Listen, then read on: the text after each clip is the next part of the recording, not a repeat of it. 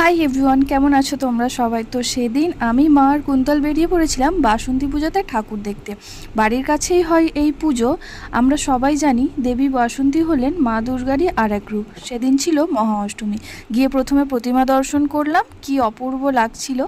ঠাকুর প্রণাম করে আমরা এখানে দাঁড়িয়ে কিছু ফটো তুলি, তারপর আমরা চলে যাই বাজি পোড়া দেখতে, যেটা হয় এই পুজো মণ্ডপের পাশেরই একটা মাঠে। আমাদের এখানে প্রত্যেক বছরই এটা হয় বাসন্তী পুজোতে।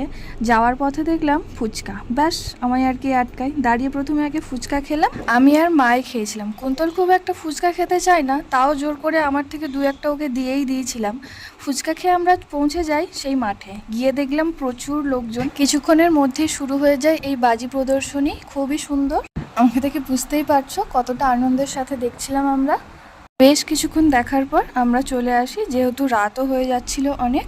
তো এই ছিল আজকের মিনি ব্লগ। দেখা হচ্ছে আবার নেক্সট ভিডিওতে। ওকে, বাই।